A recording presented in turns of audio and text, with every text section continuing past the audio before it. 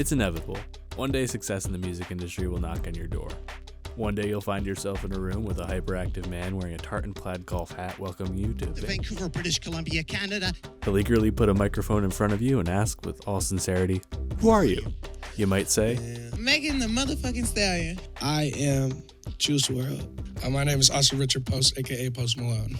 Billie Eilish. I am Little Uzi Vert. and the question will just be a formality because he already knows you better than you might know yourself. He'll know what you love. A Rob Zombie poster. He'll know too much. Fuck. You with the fans? He'll know your true colors. He'll impress you. This is one of the most impressive interviews I've ever experienced in my life. Seriously. He's Nardwuar, the Human Serviette. Now a staple of the entertainment world, Nardwuar's interviews are in a league of their own, chaotically carving out their own lane for almost 4 decades. He's Adderall with press credentials, a walking encyclopedia for all things music and culture. Others come and go, but there will never be another Nardwuar. By diving into the man behind the microphone, we can learn a lot about art, journalism, and connecting with the world around us. And I think his secret's simple. In his uniquely Nardwuar way, every person that comes in front of his energetic web of Canadian chaos is met with respect. In his world, that comes in the form of research. I'm not talking about a quick stroll down their early life on Wikipedia. I'm talking 1,400-page FBI dossier on Albert Einstein level research. Nardwuar represents where respect meets genuine passion. He cares about each guest enough to learn about the wildest, smallest details of their past, parts even they forgot about until just that moment. Yeah. You put all that together, I gotta respect the effort. And that pays dividends in creating some of the most interesting moments in interview history. Did you put this out? Oh my, Kev. This is what the fuck I've been trying to find. How you know that? They don't even know that. I don't even talk to them about that. Guns Garcia. We're drowning in content, and for artists, each project means another trip around the mid-tier media circus. Questions start to blur together. Some start getting their scripts down. There can be 100 people in the room and 99 don't believe in you and just one does. You know, there can be 100 people in the room and 99 don't believe in you and just one. Some fly in the face of it. Elaborate on that. No, I won't. But overwhelmingly, it's just a sea of mediocre questions meeting mediocre responses. Because you get back the energy you put in. I wanted to find the most meaningless thing that I could come to and join, and here I am. So anecdotes become formulaic, and as long as one of the 3 white jimmies of the late night apocalypse are fake laughing, you can coast on through. To the point that you can now study the cliches, write a fake anecdote, tell it beat by beat on Jimmy Kimmel, and have no one notice for a year. At least that's what business school graduate and fellow Canadian with very good grades Nathan Fielder did on Nathan For You. So how do you stand out from the noise?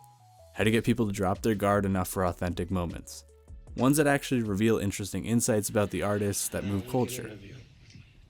And people really have enjoyed our interviews over the years. Do you know that, Snoop? Yeah, because they've been rather different, you know what I'm saying? Because most guys who interview me don't have as much personality as you, don't have as much, courageousness. You courageous and you got a lot of personality, so it brings the best out of me and you at the same time. And that's where Nardwuar breaks through the noise. A hyperactive pioneer of the celebrity interview. I can watch his interviews for hours because he's unpredictable yet consistently interesting. Again, don't just take my word for it. This is straight from the source. This is the best interview I've ever done, by the way, in my entire life. I just have to say, most interviews, I dread them, and you probably sense that from me in the beginning because you answer the same questions over and over again, and people ask about the same things, and you're, blowing my mind. So it's the strict flow and the Edan, right? Yes! Yes! Yes! You know who Strict Flow is. Yeah, man. Hey, Pitbull. But you just fucked me up. How did, this guy's really on it, man. Nardwuar is genuine. He's nerdy and passionate, and it's infectious, and that matters. Most artists are talking to people that have no real interest in them or their art. It's another day on the job. Why would they open up to someone who's just reading the teleprompter until happy hour? Which is why when you're used to talking to a sea of faces who barely know your last name, it's a shock to the senses to meet this force that blurts out your childhood best friend's rap name and then immediately gifts you rare vinyl your dad used to play when you were a kid. Imagine if right now I put on the screen the name of your ex, the street you grew up on, or art for a song you used to listen to with your mom. First you'd be freaked out because I'm a strange disembodied voice on the internet, fair enough. But then you'd find yourself diving Charlie Kaufman style back into old memories. Nardwuar's approach is like word association with those memories. Quick prompts that evoke a past that stories can't help but flow from. It reminds me of good punk music. Quick statements that are boiled down to their core for stronger reactions. Nardwuar puts in the time so his questions can get the idea out as quickly as possible and then retreats back. Sometimes, instead of doing a big preamble about the history of a specific vinyl, how it relates to their family's influence on their music, and on, he just hands it to them and says, Big Daddy Kane, and sticks out the mic. The context is so thoroughly researched, he doesn't have to be explicit. He can leave room for the interviewee to be in control of the story. He says, I know you, now let us in on the rest. My one critique of him is I wish he would let some of those moments marinate for longer, but he's often so impassioned he can't wait to talk about the next thing. But I don't think you get one without the other. I think you need the childlike curiosity to get the memorable moments. There's something telling in how he always says, you're blank, we have to know. You are Juice WRLD, we have to know. It shows that this kind of research and respect is a given, not even a second thought for a Nardwuar interview. I put the same amount of research, the same amount of seriousness into every single interview I do. Of course I'm not going to rehash your Wikipedia page, why would I waste your time? I'm going to call the high school and ask about the radio station you did your first ever freestyles on, because that's what you do. You talking about my high school? WHFH. Jalen, the illest. What the fuck?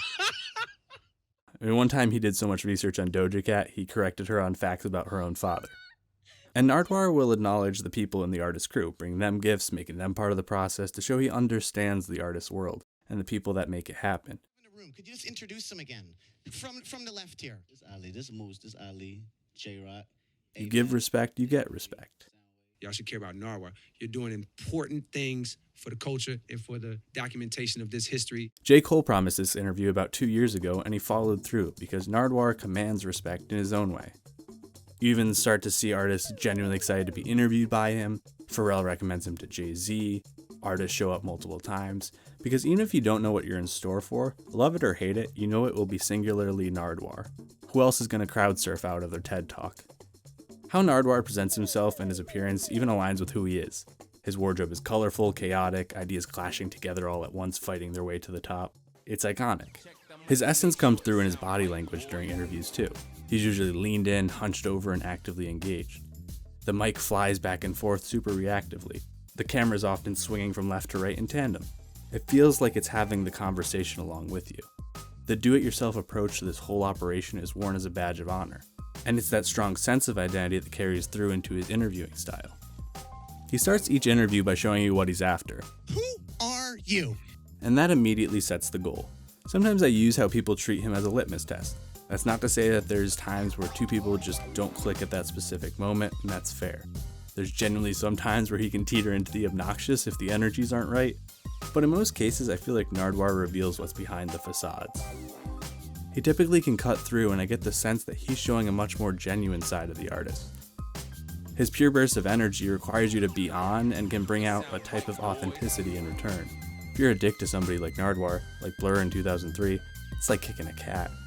But the inverse is that you'll see these really human moments from gigantic international pop stars. He can remind you that they aren't purely the idea of them you have from tabloids. They're artists with past. History is filled with people and places that quietly conspired to get them to this moment. Even how he ends his videos serves to strip away some artifice in a childlike way. How will they react to this silly bit? Like asking politicians if they'll play an old game from the 80s with him.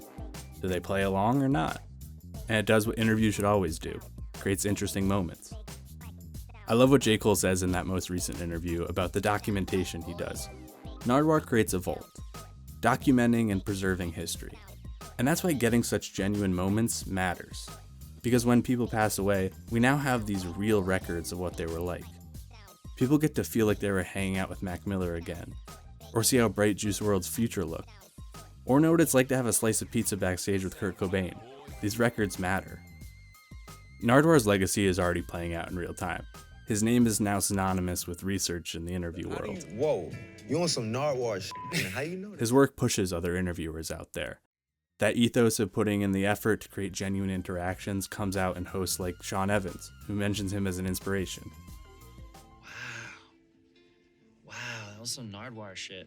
In Hot Ones, the hot wings strip Artifice like Nardwuar's gifts do. Sean Evans' research shows respect and earns trust. And those together allow guests to let their guards down and creates interesting moments. What are you, Nardwuar? Here we go.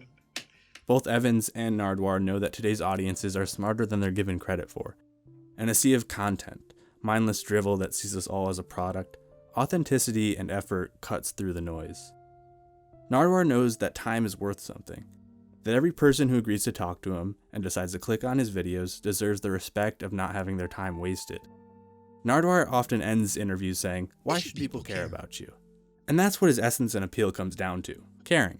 You can never say, oh, a prime minister, what a boring person, or what a boring person you're talking to. Hello, it's the interviewer's job to make the interviewee exciting. Caring about what you love enough to get dragged away by security, enough to track down obscure, one-of-a-kind gifts, enough to put yourself out there. Because if it doesn't make you or the artist care, why would anyone else? In Nardwuar's world, the secret is finding the things that make our jaws drop and our facades with them. It's putting that energy out into the free world, pressing record, and seeing passion headed back your way. And with that, Keep on rocking in the free world and do-do-do-do. Dude.